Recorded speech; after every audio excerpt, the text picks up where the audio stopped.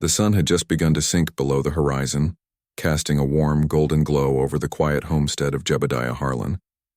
Jeb, known simply as Jeb to those few who still remembered his name, stood outside his small weather-beaten cabin, wiping sweat from his brow. The wind carried the faint scent of sagebrush and dust as the day in the Wild West came to a close. The air, dry and thick with the heat of the afternoon, was starting to cool, but Jeb wasn't bothered by it. He had grown used to this harsh life, one that had worn down many men but never him.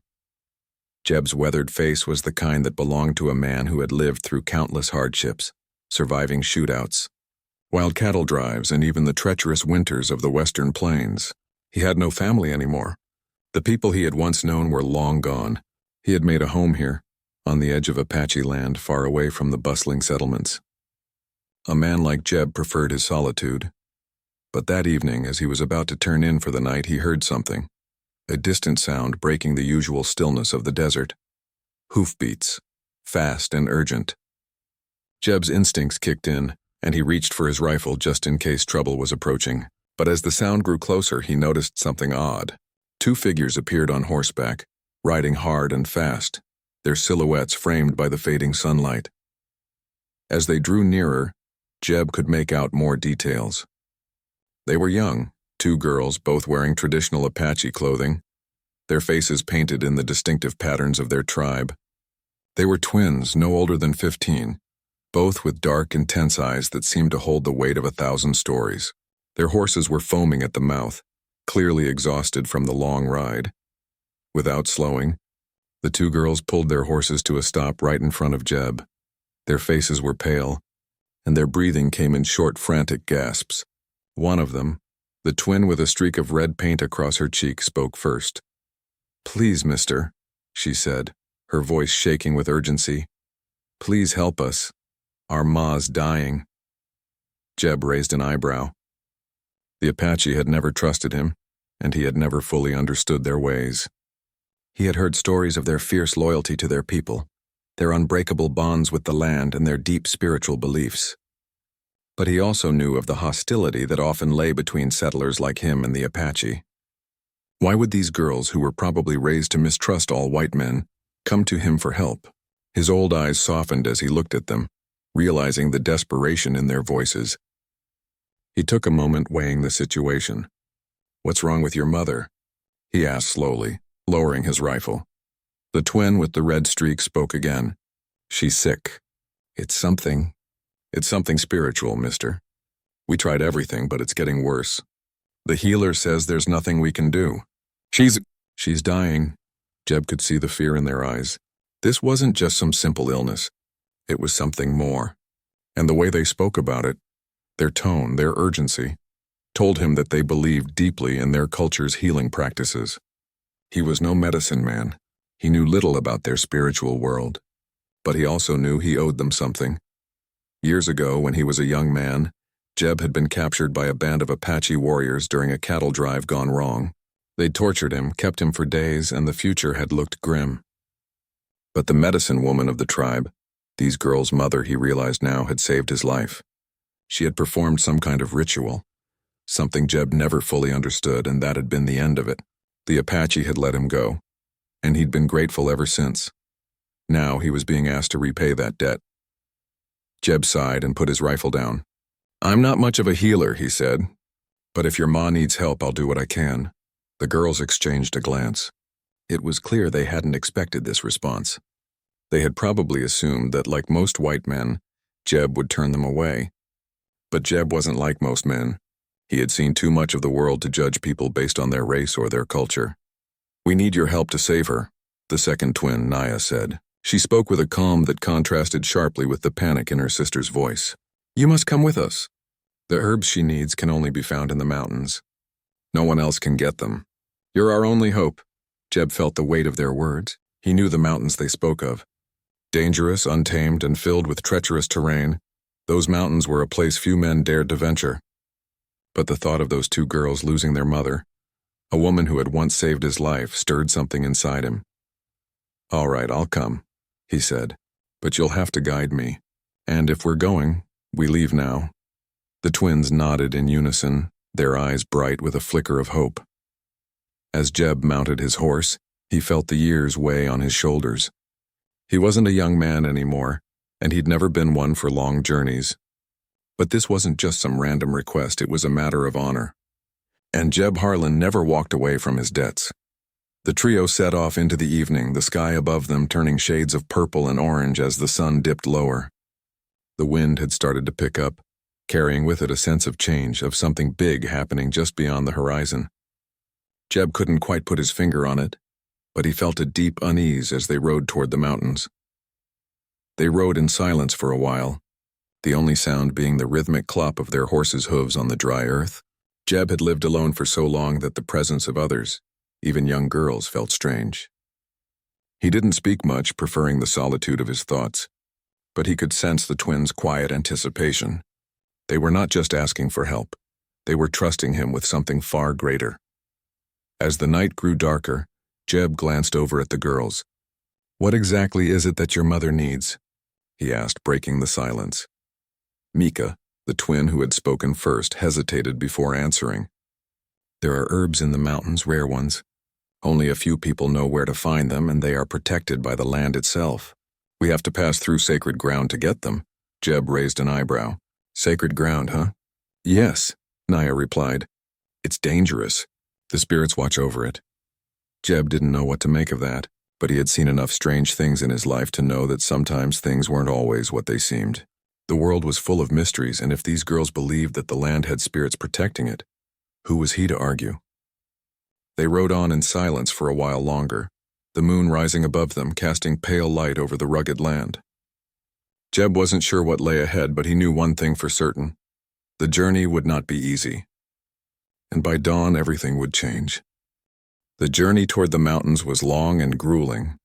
The trail was rough, the air thick with dust, and Jeb felt the weight of each step on his horse.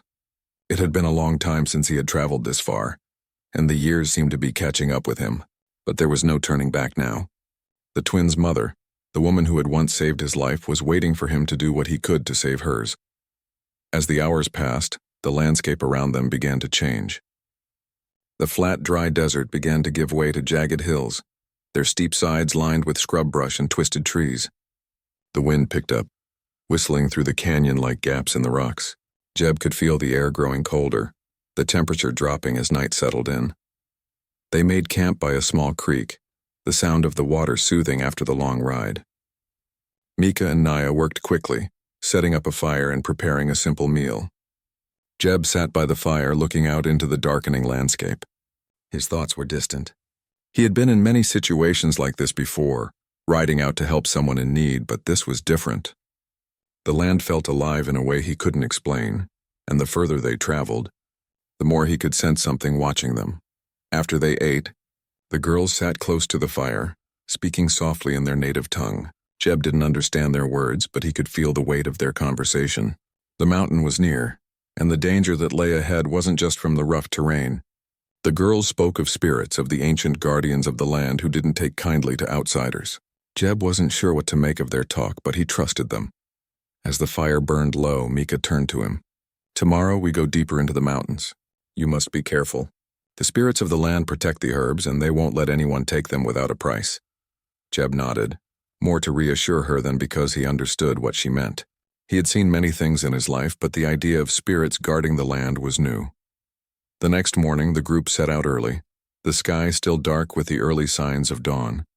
The mountain trail grew steeper, the rocks beneath their horses' hooves slick with dew. The higher they climbed, the thinner the air became, and Jeb found himself struggling to catch his breath. The twins, however, seemed unaffected by the altitude, their eyes scanning the trail ahead as if they had walked these paths 1,000 times before. By midday, the terrain had changed completely. The trees were thick with moss, and the rocks seemed to pulse with energy. The land here was ancient, untouched by time, and it felt like they had entered a world all their own. The farther they went, the more uneasy Jeb became. The wind howled through the trees, and the shadows between the rocks seemed to move on their own. It was as if the very land itself was alive, watching them, waiting for something. "This is it," Naya whispered as they came to a narrow pass between two towering cliffs. "The sacred valley." Jeb looked up, his heart pounding. The valley stretched out before them, hidden from the rest of the world by steep cliffs and dense foliage. The air was thick with an eerie silence, and Jeb couldn't shake the feeling that they were being watched. The girls dismounted and led the way into the valley, their feet barely making a sound as they walked. Jeb followed, trying to keep up with their quick pace, but the weight of the air, the silence, and the eerie feeling of the place made his heart race. He didn't know what kind of spirits the girls were talking about, but he had a feeling he was about to find out. After what felt like hours of walking, they reached a small clearing at the center of the valley. In the middle of the clearing was a large rock, its surface covered in strange carvings that seemed to glow faintly in the dim light. At the base of the rock, a patch of wild herbs grew, their leaves thick and green. The herbs looked ordinary enough, but Jeb could sense that they were anything but. "We need to gather the herbs," Mika said softly, her voice filled with reverence. "But we must be careful. The spirits of the valley will test us." Before Jeb could ask what she meant, the ground beneath their feet trembled. A low rumble echoed through the valley, and the wind picked up, swirling around them. Jeb's hand instinctively went to his rifle, but the twins' eyes were fixed on the rock, their faces calm as if they had expected this to happen. Suddenly a figure appeared before them. It wasn't a man or a woman, but something far older, something that seemed to rise from the earth itself. The figure was made of stone, its body cracked and weathered like the ancient cliffs surrounding them. Its eyes, if they could be called eyes, glowed with a fierce, otherworldly light. The air around it crackled with energy, and Jeb could feel the weight of its presence pressing down on him. "This is the Guardian," Naya said, her voice barely a whisper. "It will not let us take the herbs unless we prove ourselves worthy." The Guardian's voice, when it came, was not a voice at all, but a sound that seemed to come from deep within the earth itself. It was a low, rumbling growl that echoed in their bones. "You seek the herbs of the mountain," the Guardian intoned, "but what will you give in return?" Jeb's heart pounded in his chest. He had heard of such guardians, ancient protectors of sacred places, but he had never imagined he would come face to face with one. The Guardian's eyes glowed brighter, and the air grew heavy with the weight of its question. "We only seek to heal," Mika replied, her voice steady. "Our mother is dying. We beg of you, let us take the herbs." The Guardian tilted its head as if considering her words.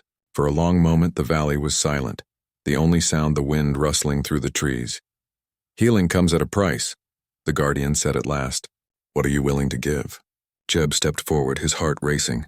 He had no idea what kind of price this creature demanded, but he couldn't let the girls fail. He couldn't let their mother die. "I will give what I can," he said, his voice steady despite the fear gnawing at him. "I owe a debt to their mother, and I will repay it." The Guardian seemed to consider his words for a moment longer before it slowly nodded.